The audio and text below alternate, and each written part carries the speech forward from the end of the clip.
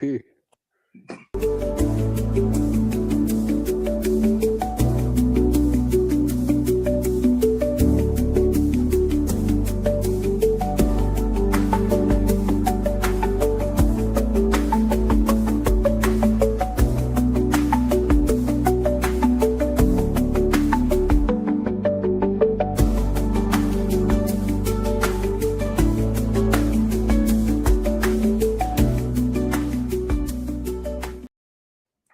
Ladies and gentlemen, welcome back to another episode of Notre Dame Primetime Live. I am your host, Ryan Faville, with my co-hosts Ben and Sean.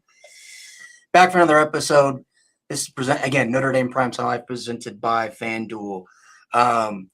We are back after Super Bowl Sunday, one of the more boring Super Bowls. We were just talking about this off air in recent memory. Congratulations to the Seattle Seahawks on winning the Super Bowl. Congratulations to Kenneth Walker. Even though we probably think that Super Bowl MVP was probably undeserved. Congratulations. No, wait. I wouldn't say undeserved. It would make it seem like he did absolutely nothing. I just don't think he's the one that deserved it the most. He deserved it the second most. Congratulations to two former Irish and Julian Love, Riley Mills, who, by the way, those two guys absolutely balled out in the Super Bowl.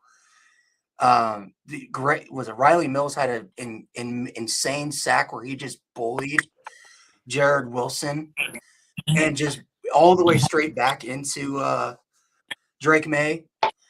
And then Julian Love getting the dagger interception that kind of put the game things on. Real quick, I didn't get this. Yeah. The tweet isn't showing for your broadcast.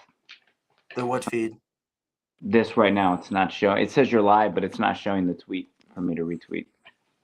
Don't worry about it right now. We'll figure it out. Yeah, I don't know what's going on with that. That's weird. Anyway. So thoughts on the Super Bowl really quick. Thoughts on Riley Mills, Julian Love getting their first Super Bowl. What are you guys' thoughts about it? Good job by those two. Julian Love, of course, being one of the best defensive players on that team, played a big part of it. Riley Mills making that big play. A part of the giant onslaught of murder that we saw on that field on the O-line perspective-wise. The O-line just got fucking thrown around. Sean? Can y'all see me? Yeah, we can see you. Oh, that's wild. Sorry, I was retweeting. All right. Did it pop up for you now? No, I just had to go into the actual your live thing and then copy and paste. But okay. Yeah, I thought it was a terrible Super Bowl. Up for you now? What? You got feedback. Good. Terrible Super Bowl, but it was nice to see Riley Mills tackle two grown men for a sack and see Love get a pick. Is Notre Dame safe to you? ? Yeah, I think that they balled out. It wasn't like Ian Book getting a Super Bowl for the Eagles, like they actually produced in the Super Bowl. So, hey, proud of the Irish and proud of Mills, especially the injuries he battled through. Just wish it was a better game for us. Yeah, like I said, I know we talked about Kenneth Walker a little bit, and maybe he wasn't the most deserving. It should have been you guys? His fourth Jason quarter. Myers.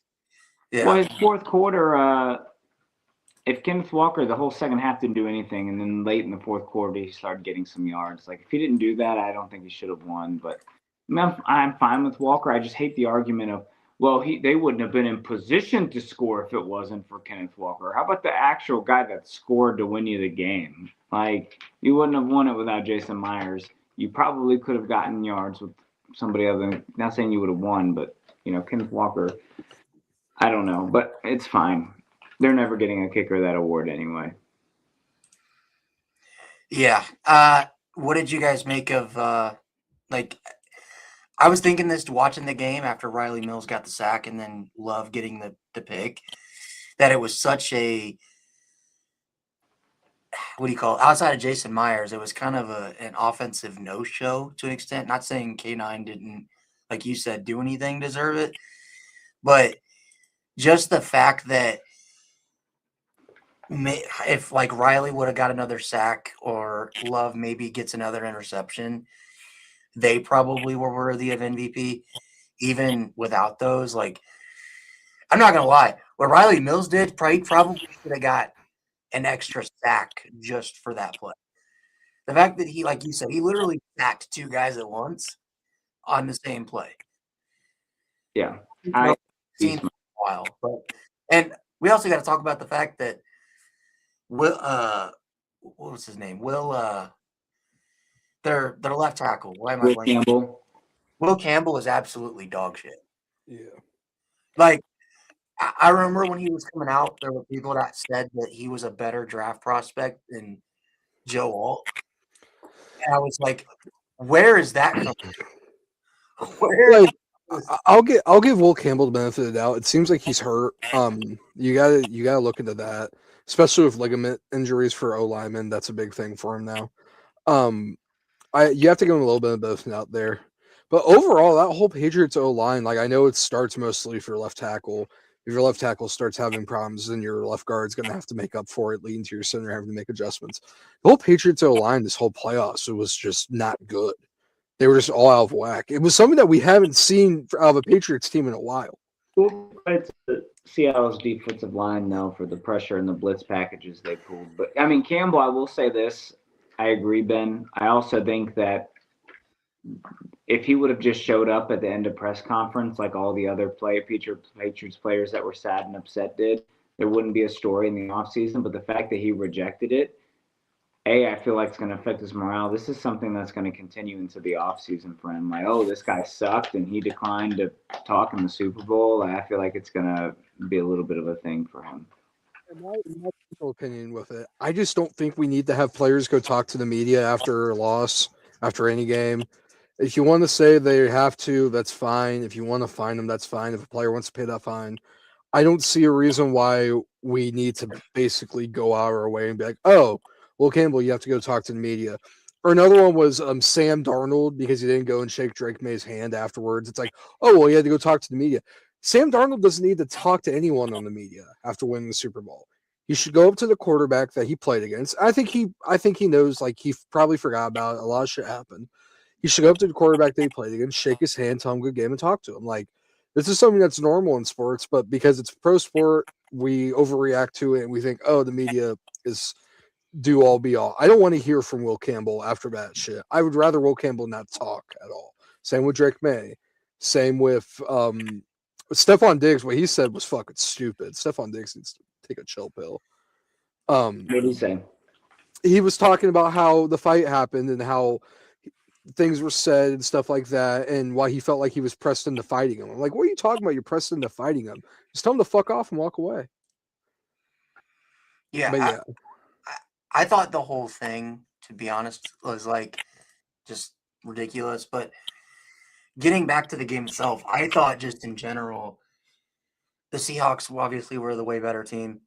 I think Ben is going to give me shit for this, but I do think this shows that shut the fuck up. The Broncos were the better team between the two. I'm not saying that the Broncos beat the Seahawks because I think the Seahawks were the best team in the NFL this year, clearly.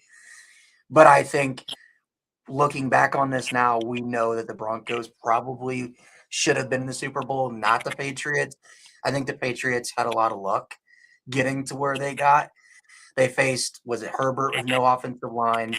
They played C.J. Stroud and the worst offense in the NFL. And they played the Broncos with no Bo Nix. And they barely won that game. But and this the whole thing is that they had a lot of injury luck. They had a lot of. They also played three straight top 5 defenses and a defense that was in the top 10 in the Super Bowl. Yes, but so I'm saying it's not like they were playing offensive heavy teams. They were playing very more defensive heavy teams. But my point is that they got to play It's style funny how of that's football not reversed. to lose. They got to play the way it's the style not to lose because they knew that most of the teams that they faced, Houston, CJ Stroud was going to shit down his leg. Justin Herbert had fourth string tackles guarding him. There was nothing he could do. Broncos, we're going to play not to lose because guess what? We know Stidham is going to make a. It's funny that you say those four-string tackles played for the Chargers the whole season. Chargers won 11 games with those four-string tackles.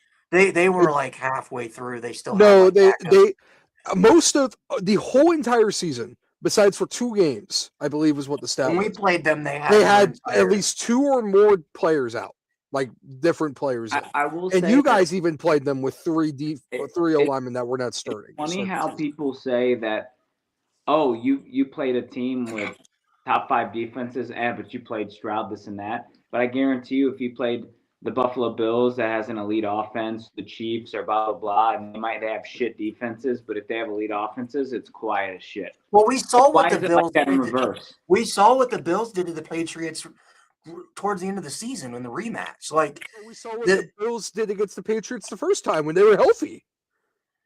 Like, I think the Bills, it's a hypothetical.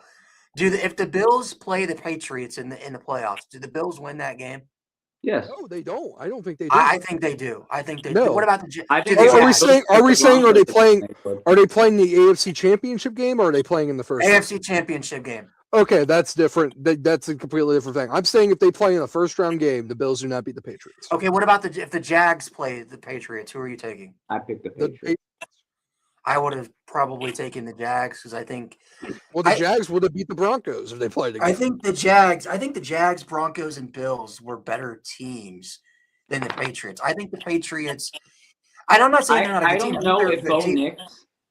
I mean, Bo Nix is better than Drake May. You talk about Bo Nix after the stuff we saw. I think the real thing the real thing you should talk about is the weather, because I think regardless. I'm not going to bring up the weather because both teams had to play in that. I think the fact, but that's my point. That Bo Nix probably would have done the same shit. Yeah, what I'm saying is Jarrett Stidham sucked, but that's because he played in the weather. You're just assuming Bo Nix is going to be this fucking have this masterclass in what was it, 25 mile per hour, 30 mile per hour winds? No, I'm not bringing. I'm saying I know Bo Nix doesn't do the. You don't know that. Wait, you don't know that. Don't say. I know something. Hold on. They don't play the fucking game. Has Bo Nix ever played in that weather? Bo Nix? Has he ever played in that? No, he has not. Do not say yes. No, he's not. No, he has not. You don't know. Okay, we could say, oh, the defense has got to do the same because the defense will do the same. Before the weather got bad, that game had nothing to do with Jarrett Stidham. That game had nothing to do with Drake May. That was a defensive coaching game. How about this, Ryan? You kicked the field goal. If Sean Payton's not an idiot and takes a field goal in the first half, we're going to probably win that game. You probably win the game. You probably win the game. Because you don't have to throw the ball. Because you don't have to force the ball down the field and try to move down the field. Ben, Stidham, the thing is, no, because Stidham still goes full. I can't say that word. Because you have to throw the football. But dude fumbles the ball on our inside of our own 10-yard line. You don't have to give him the football if it's a tied game in the snow. We were throwing the ball. Add too that the Patriots for a whole quarter didn't try against y'all. Yeah. Did not try. Because they couldn't. They couldn't do anything on offense. Because they didn't want to. Because they knew they didn't have to. No, they couldn't. But dude, they knew you couldn't beat them. So they said, "Y'all because they're playing a backup quarterback." If we were playing Bo Nix, we had more points than fucking 7 in the first half. You don't know that. You would have had more than 7 with Stidham. Stidham cooked them on a deep yard pass. What do you think Bo Nix would have done? Bo Nix hits, and you say, "Oh my God, this is such an amazing pass by Bo Nix. He's so fucking good. I love Bo Nix. Bo Nix is the greatest of all time. Bo Nix. Okay, here. What was the difference in the game? Okay, what play was the game? Hold on a second. What was the play that literally was the difference in the game? The fourth down was not taking the ball. Hold on a second. I'll give you that. Stidham fumbling the ball and giving Drake May 10-yard field to go score. That touchdown won the Pats the game. You act like Bo Nix doesn't throw picks. So, okay, wait, Frable, one quick question here. if that pick against Buffalo does not happen, if they call that a catch by Brandon Cooks, The Bills win the game. What's the big play in the game? Bo Nix throwing an interception directly into the defensive tackle's fucking chest. That's the play of the game. But guess what happened? Your team makes a play, and guess what happened for the Broncos? They made a play. They didn't capitalize on it because your coach said, I want to get a touchdown, not 3 points. When he knows the worst weather conditions since the ice bowl is Ryan, coming. I don't disagree with you that if Nix played, the game might have been different. But we scored more than 7 points. I don't like the argument because I think you could have and would have won the game regardless if you made the right decisions in that game. Yeah, I think you guys are underestimating how much better Bo Nix is than Stidham. No, you could have won, but if you pick the field goal in the first half, you win that game anyway, regardless if Nix is playing or not. I'm not even saying Jarrett Stidham is on the same level as Bo Nix. I'm saying this. You are trying to say, oh, well, if we had Bo Nix, we're going to change the whole fucking game. We're going to score. We're saying you would have won anyway. Because you would have won anyway. Bo Nix has never played in the snow. He's never played in any type of weather like that. He played at Auburn and Oregon. Those schools have never played in that type of atmosphere, that type of weather, and that type of game. That's the closest thing he's ever played. And the rain and snow are completely different. You can't see where you're running in the snow. You can see where you're running in the rain. That's the thing that happens with rain and snow. Also, when the other team's also wearing white helmets. Well, see, I'm talking about the first half before the weather got bad. You don't think that the Broncos you would have won anyway, Ryan. If you kicked the field goal, you would have won. We would have won anyway if Stidham doesn't go full mental and fumble the ball. Like, if we punt there, you got to understand. How do you not blame the coach for not kicking the field goal to go up 2 scores? Sean, when you have the momentum, go back to that drive. We had just forced the Patriots to punt twice. They didn't even have a first down on offense. Drake May was flustered. We were dominating their offensive line, right? They punt the ball. We're up 7-0. And this dude Stidham decides to hold on to the ball instead of throwing it away. Why? But Fravel, you keep trying to say, if you're dominating, go up 2 scores. Yes, that's what we keep trying. You keep trying to make it. Oh well, that was after. That was after we didn't go kick the field goal. We made them immediately punt. It was a quick 3-and-out. Fravel, you should have been up 10 when that fumble happened. Is our point? It should not been of. Also, wait a second. Yeah, fumble happened. Did they score a touchdown? They did score a touchdown. Okay, I just want to make sure. But when you get in when you're in the red zone against a team like the Patriots, where you know they have a good defense in the second quarter, and you know weather's coming. And you know what? Because the first possession you punt, it's not like you were dominating the whole fucking first quarter. We were dominating them defensively. You had one good drive in the first quarter offensively.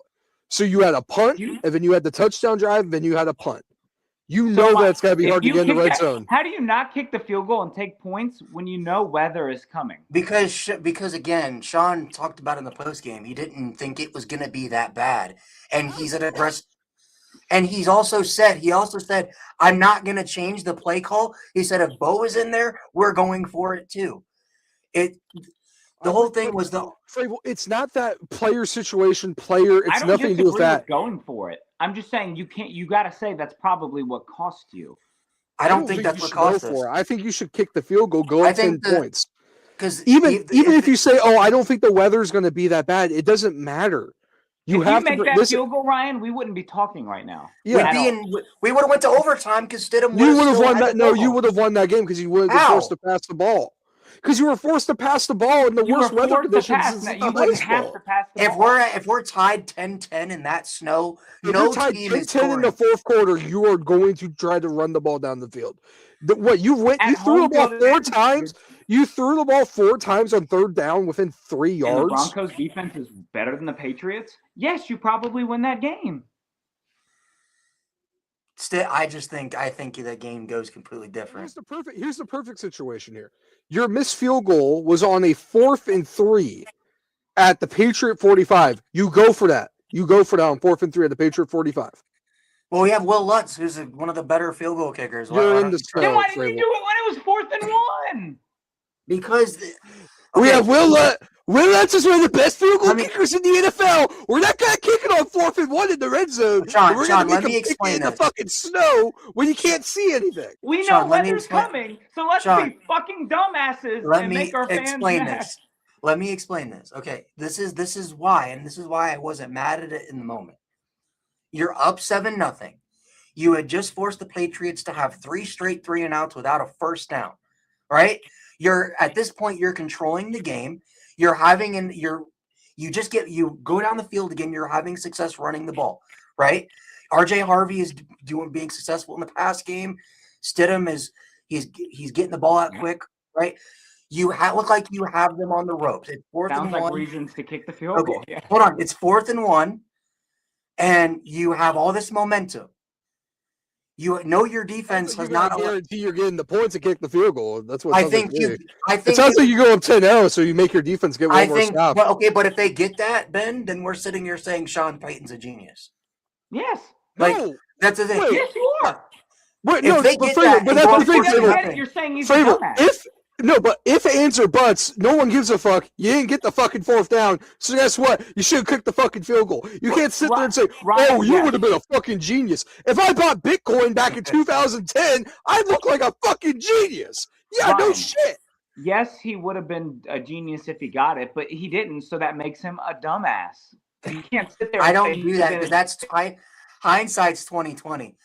I think the what problem. the fuck? Hindsight is always. Shit. I want to talk about hypotheticals, but hindsight is 2020. With a Wait, play but call, we were giving him shit for not kicking it, even when you were winning the game. I'm just Before the saying I game don't. ended. In that mindset, even in that moment, I I'm think like, Sean go for it. Payton majorly fucked up, and he did what he always does. When Sean Payton fucks up, guess what he does? He says, "I'm not changing my game plan. This was the idea from the start. No, I'm not changing my mind. No, NFL Commissioner Roger Goodell, I didn't pay my players to go headhunting." Ben, he's went for that all season, and it's worked out. Frable, That's the thing. Frable, listen to me. All season, did they have 35-mile-per-hour winds coming? Did they have a backup quarterback? And 8 inches of snow. And did they have having a backup quarterback is not the thing going for it. Getting the points. That makes the situation why you kick the field goal. You get have the a backup points. quarterback. This is the biggest problem with NFL fans, like when it comes to this shit. It's, oh, well, we need to score touchdowns every single drive. No, the fuck you don't. Most defenses get stops. I look at it. You just watch NFL highlights and you watch the Cowboys get fucking ran through, one of the worst defenses in the NFL. And you're like, oh, every NFL defense is like that. I look at it from the standpoint. In the moment, I was saying go for it because it's 4th and 1. You were having success. I think the play call was dog shit. First of all. Well, you also said Jane Gray's got to be a first round pick. Hold on. The play call was dog shit. Okay, I'll give you that. So hold on. Here's the thing. My reasoning why I'd go for it there is because again, you have them on the ropes. If you get a 4th and 1 and you score up 14-0, that's a kill shot. Game is over. The Patriots have done nothing on offense. They're not scoring 14 Can we say points. this? Can I mention this? Let's say they go up 10 because you want to talk about that hypothetical. We will be tied and be I think if you say that, but I think if they go up 10-0, you could argue that fumble doesn't happen. That certain chains of events doesn't happen. Actually, wait. Let's actually look at this. That's a good point, Sean. Because if you go up 10-0, they're not down at the Bronco or at the New England one. You're likely not in the situation. We were inside our own 20 when it was like New England. It was New England 14. So New England gets the ball probably at their own 35. Yeah, you likely New England punted it area. to you. You started the ball at your own 20. Like, I think you guys don't end up in that situation. No, that's what happened. End up punting. That's what happened. We went for it on 4th down. We didn't get it. They got the ball at their 11 or 14-yard line. They got the ball at their own 14. They got a 3 and out. They got a first down. They got a first down, and then they got what? And they punted. They punted from their own 38. Yeah, and they pinned us inside our 20 or something like that. But if you kick the field goal, they get the ball to 25. Then you have you kick the field goal, they probably get the ball to 35. Because you kicked the ball off, yeah. So you're probably gonna, if you pin them, if you make them punt again, you're gonna probably have an opportunity to return it because a punt at the 35 is more likely than punting than punt to 20. So it's a chain of events. You probably don't fumble the game. That could have been a kill shot. Because who's to say they would have got both of them could have been a kill shot. We were spending a lot of time. You disagree with that, Ryan? That you probably don't fumble. Hold on. I just also think the fact that because again, Stidham is not mobile, or is not as mobile as Nick's. When you're in the snow like that, the reason why the Pats won the game and the Broncos didn't, especially the second half, is because May could take off and Because they run. had a 3-point lead and May- Welcome May- to the it, Notre but I'm Dame saying- Primetime Broncos Live. yeah, I was gonna say. Anyway, hey, you know what? We don't have We were supposed to be going until 8. It's already 7:30. All right, let's. Oh man. All right. Jared Let's move Stidham on. had more passing touchdowns in the AFC Conference Championship game than Bo Nix did. Just saying. I hate you so much. Anyways, You know who is really Hey, mobile? let's do RJ our Harvey. FanDuel pick 'em. FanDuel, yeah. What do we want to do for that? You're wearing Lakers gear. How about we pick no LeBron James, no Oh, Luka God. tonight? How about LeBron's we not playing, I don't think. No, he's not. All right, you want the Um, picks? Yeah, let's go. Let me pull it up. Okay. The Olympics started this week, guys. So been showing bias. First bet we're gonna take. Fravel, if you can go to Olympic skiing halfpipe, please. Olympic skiing halfpipe. We're gonna try not helping Fravel get this. It's gotta be So you know, in men's. skiing there's Men. snow, just like the Broncos game. I hate you so much. I hate you so If much. you will. All right. Okay. Are you betting on that? Yeah, you're gonna do half pipe, free ski half Yep. pipe. Yep. And we're gonna take the Indiana boy, the liver of America. I love how Hunter Hess's odds went down. Google Hunter Hess if you know why I'm saying that. But instead we're gonna take Nick Gepper, All right. Indiana's very own. Nick Gepper. He's the veteran of this Olympic team. He's gotten silver twice at the Olympics. He got bronze once. He's been a gold medalist at the X Games. He's 34 years old. It's his final Olympics. He says he feels like he's in the best shape of his life. He took a little bit of break off. He's back. So we're going to take Nick Geppert to win in the freestyle skiing men's halfpipe. Okay. How much you betting? Get that. $10. How much are you betting $10 on it? wins you 60. Or Wins you $10 50. wins you 50. Good math. Yeah. All Public school education. right. Next bet. All We right. are taking team shit. Go back to Olympics. Are you at Olympics or you're still there? Yeah. Actually, you know what? We'll just do the stupid bet I did tonight because this is fun. We can give you this bet next week because they're still playing next week. The stupid bet I did for tonight was Victor Wembanyama on the alt point line. All right. Actually, no, we'll do this one too. Pull up NBA. There's 2 of them, but the All-Star game's Saturday, right?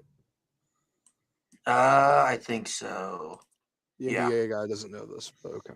I'm not with the All-Star break. I haven't.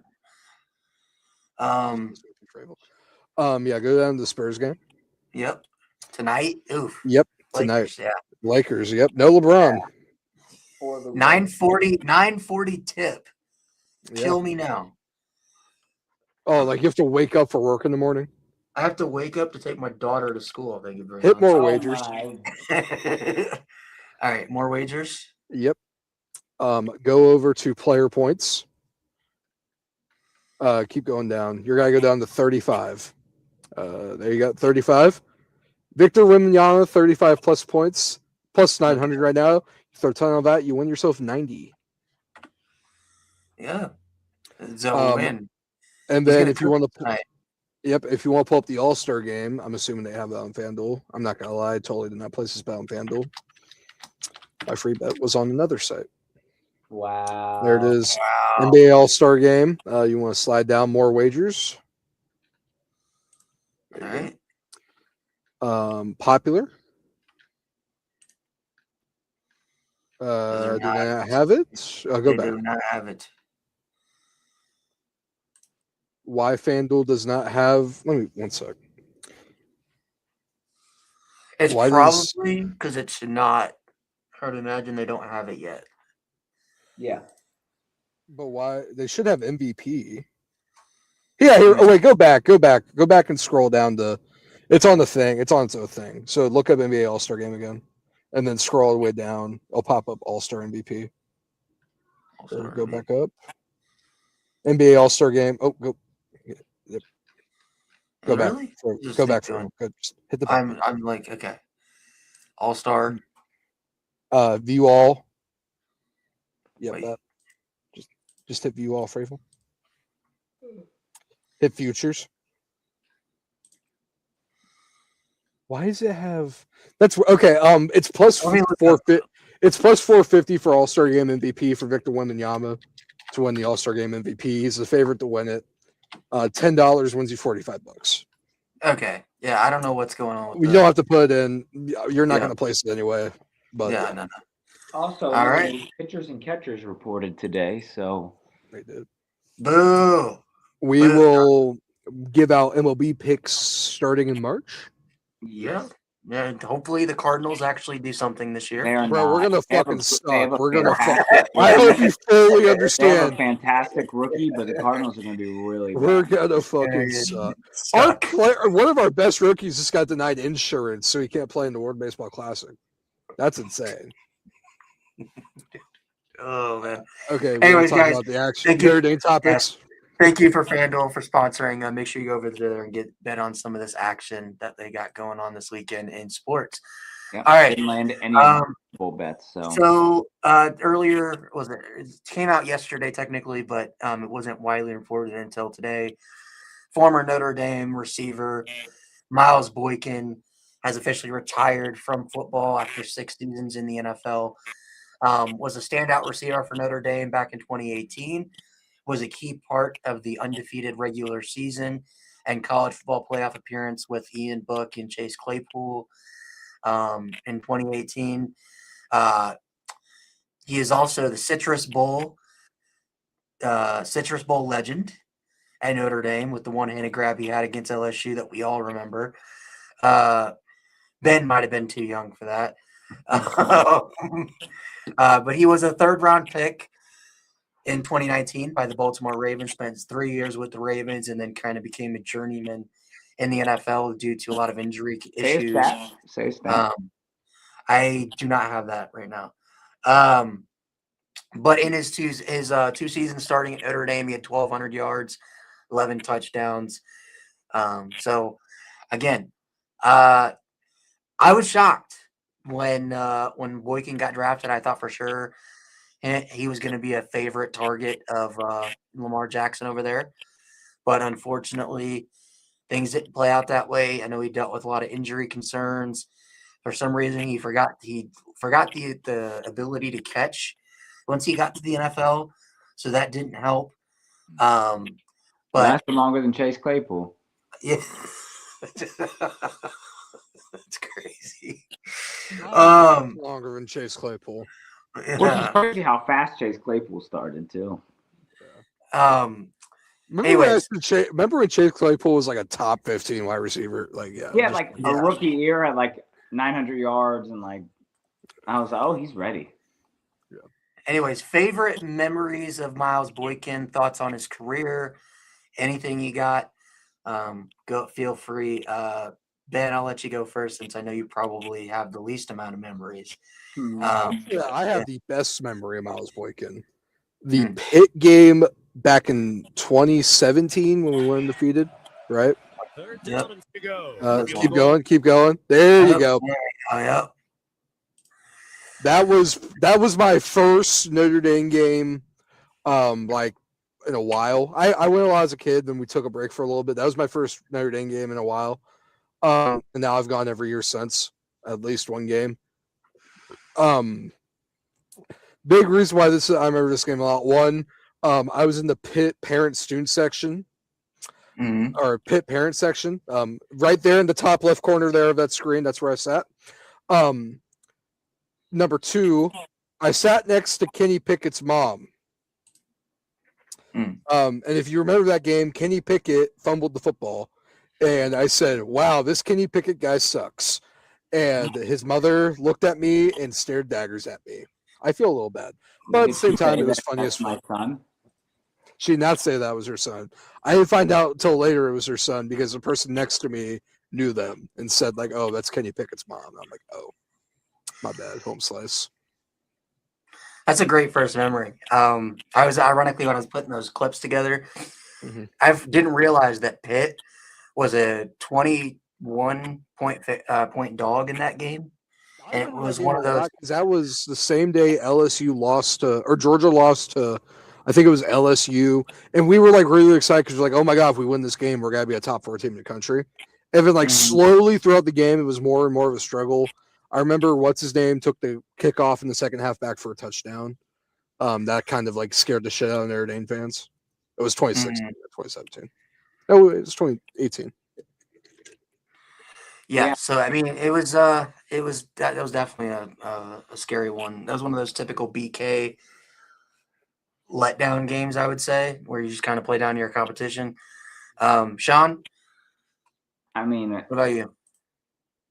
you gotta pick the Citrus Bowl catch. That one was Destroys the LSU corner, and I mean, that's got to be his number one thing you remember from him. I mean, how can it not? I mean, besides Ben's experience, like if you didn't have that, I mean, this is what you think of.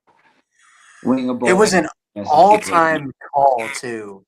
Going back to that, like you can hear it here. Hook, coverage on the end. Top, what a grab!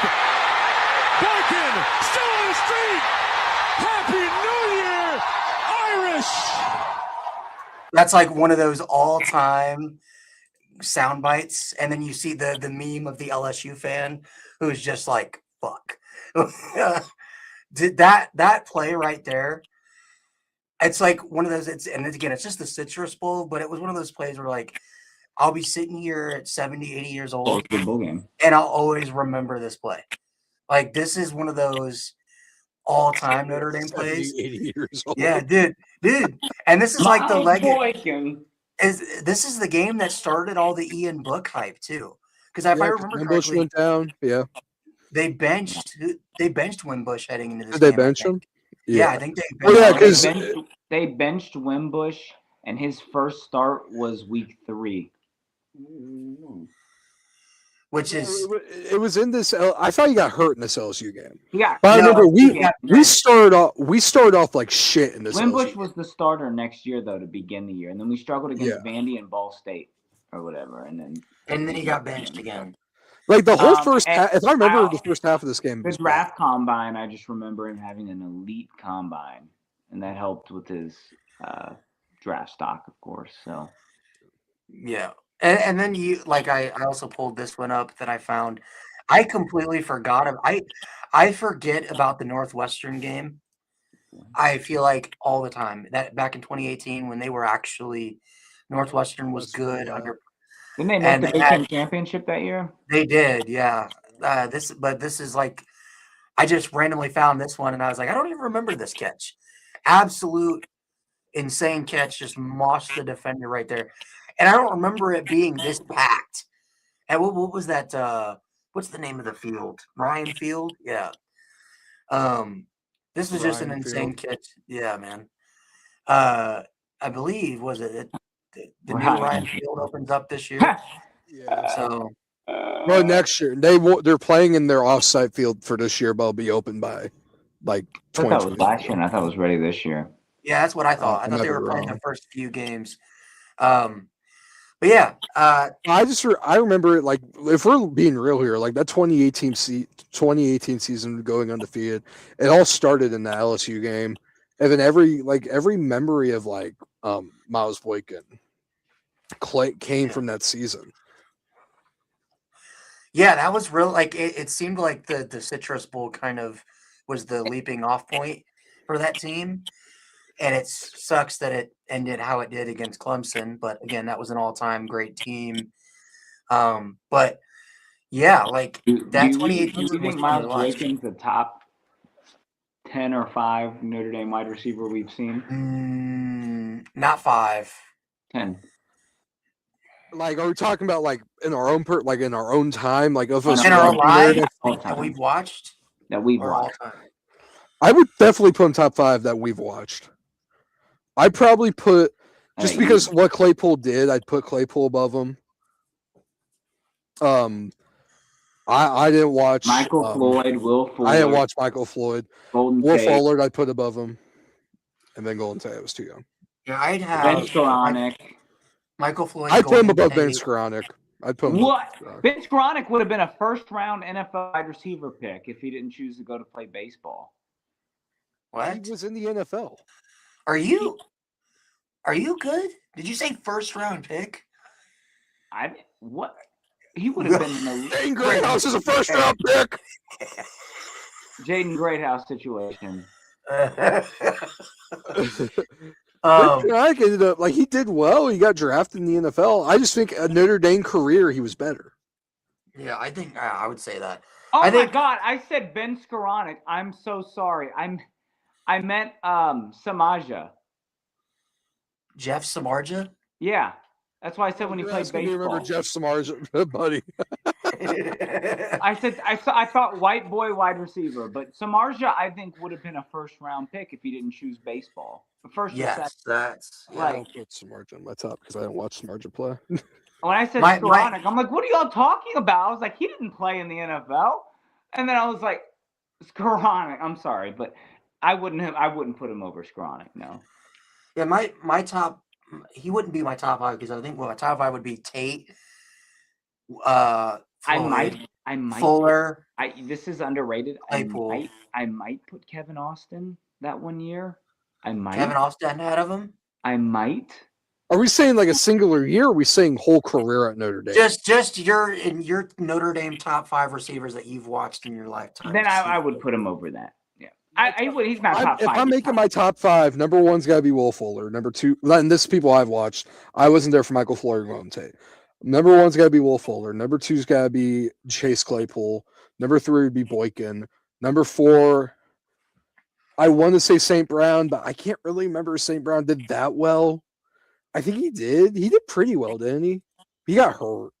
He got hurt a lot. You'd have to put yeah. Greathouse that playoff on there. Actually, I'm not putting Greathouse anywhere. Am I crazy? Am I crazy for my lifetime? Not top 5, maybe Ben's top 5. If Faison has a good year this year, Well, if any good, I think if we win, if Faison goes out there this year and gets 600 yards, I could definitely put him in my top 5. If he has 600 yards and we win a natty, yeah, Faison for sure. But yeah, for me, it's tough. I think Boykin is just outside my. I would probably put St. Top Brown 5. above Boykin because St. Brown did have that almost 1,000-yard year. Which is a great thing. I love Boykin. You have so many good memories of him with big plays. He never had 1,000 yards. His best year, he had 700 yards receiving. it's still better than what we have now.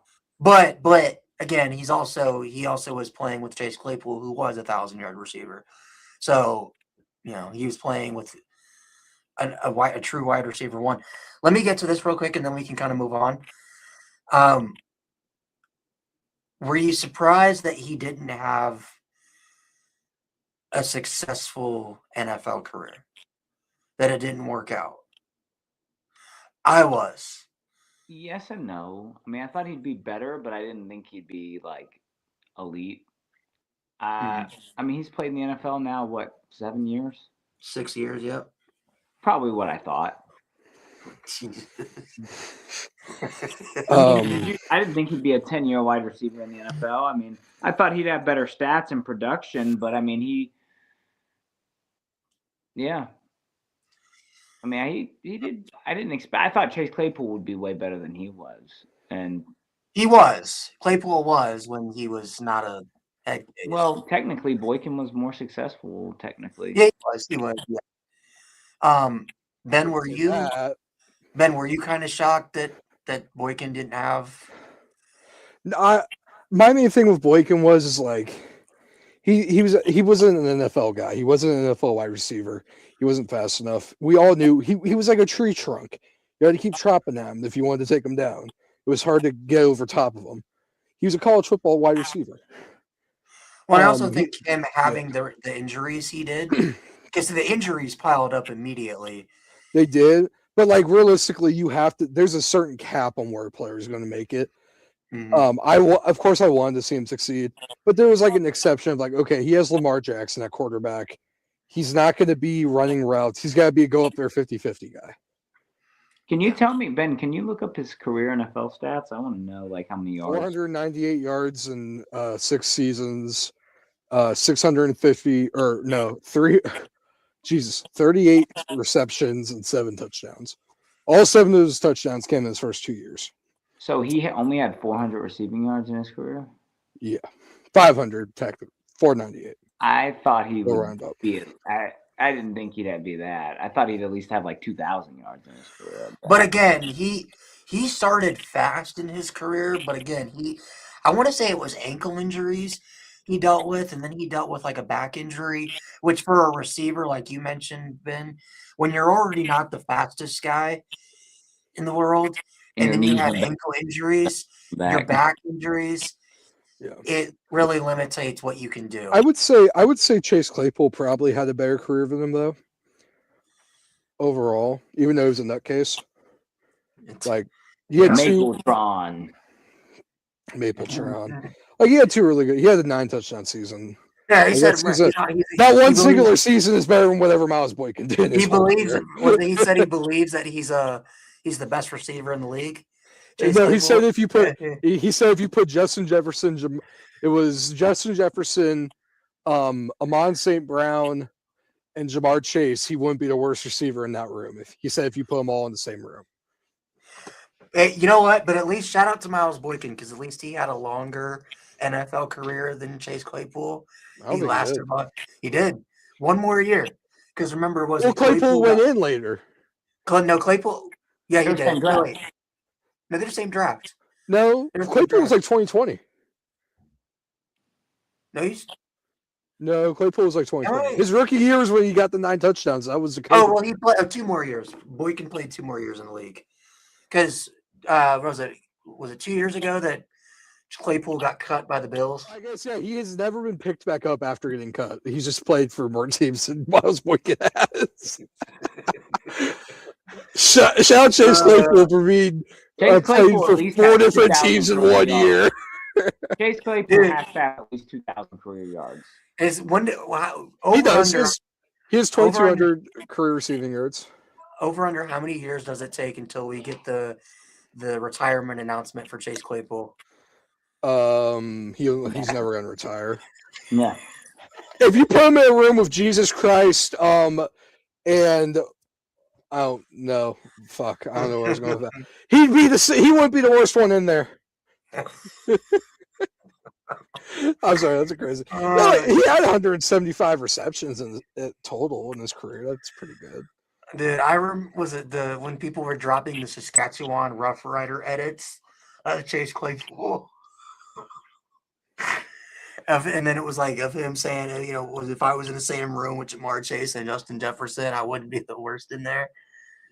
Yeah, I'm in the CFL, maybe. He got traded for a second-round pick to the Bears. Dude, that Chase Claypool is going to play in the UFL graphic is going to go so crazy in a few years if that league is still even a thing. Oh, man. All right. You know what's crazy? It's from that 2018 team, right? Ian Book and Julian Love had the most successful NFL careers from that team. No. I wouldn't say that. On that team? Wasn't Drew Tranquil on those teams? Yeah. Wait, I'm talking about the guys that got drafted that year. Or not drafted that year. Yeah, you're right. Drew Tranquil was on that team. So Tranquil too. But Ian Book and Love are the only 2 that are Super Bowl champs. Tranquil, yeah. I keep forgetting that he played for the Chiefs. Tranquil. Oh, wait. I like this comment from Justin Miller. He's a guy, fantasy football guy. He said, Chase Claypool thinks he's a top 3 wide receiver. I don't think Chase Claypool would be a top 3 wide receiver on my local high school team. I think he would be.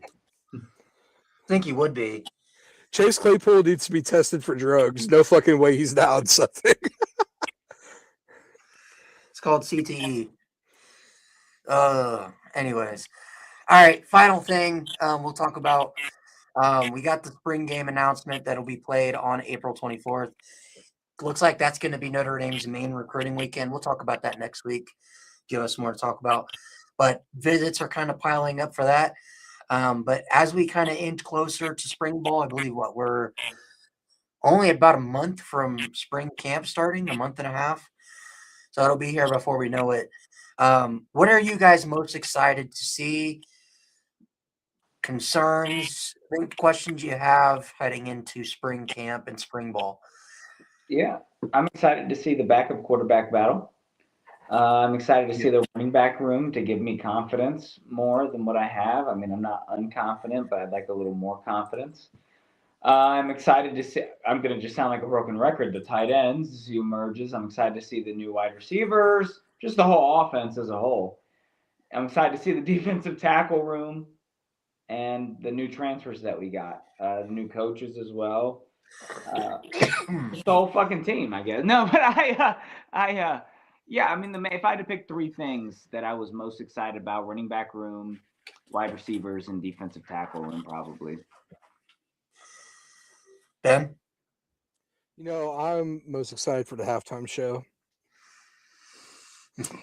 But no, Is Bad Bunny performing?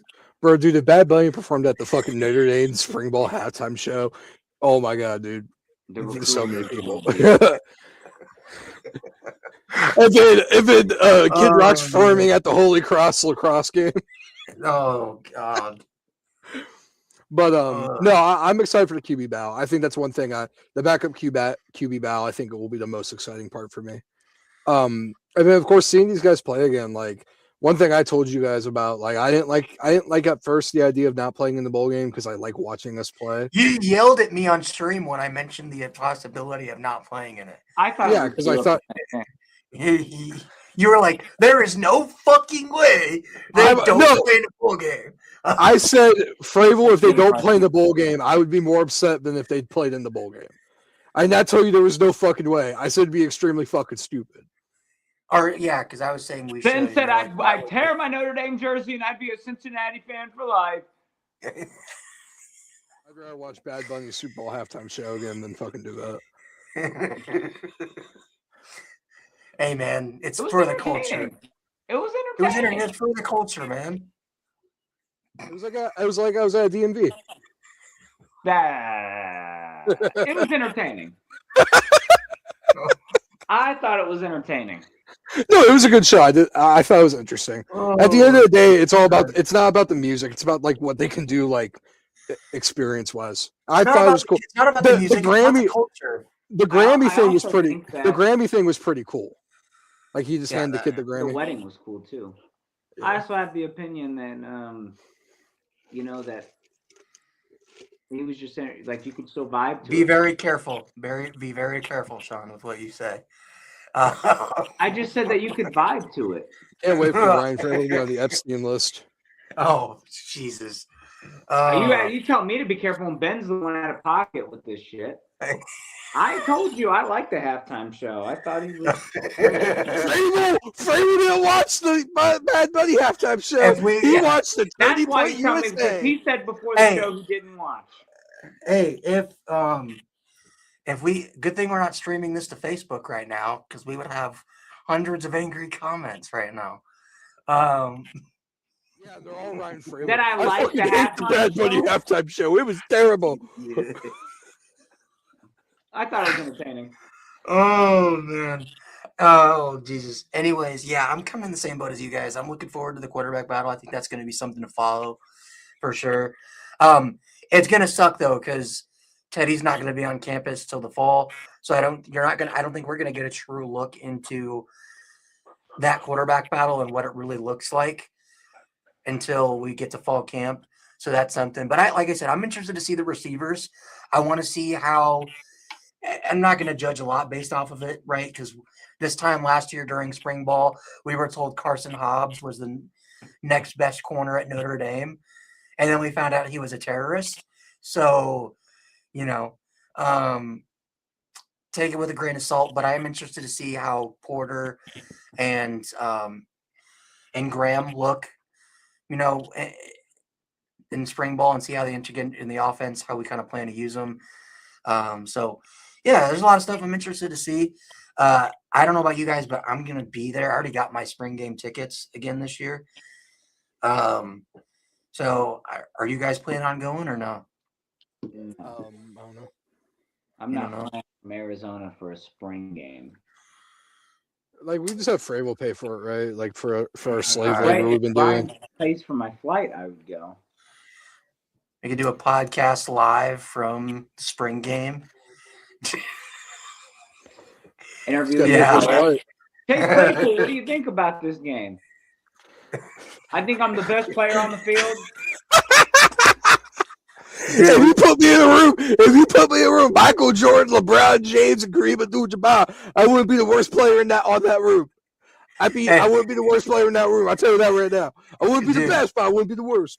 We could pull a Noah J and go up to all of the players randomly as they're walking to the stadium and ask for photos and talk to them. And Who the fuck did yeah, that? and, Noah fucking did that. Why? No, you ask him. He's like, oh yeah, I had a conversation with Greathouse on the way to the spring game last year. He's a really cool guy. No, let's be real. You Frable. would do that, Ryan. Oh my God, Jayden Great. Hey, I thought you'd be a first-round pick. You think you'd be a first-round pick? Hey man, I was there for you and nobody else believed, man. I was the great for your house. Didn't he block you, Ben? No. On I think who was it? I think Chris Ash blocked me Chris. because I called him a terrorist.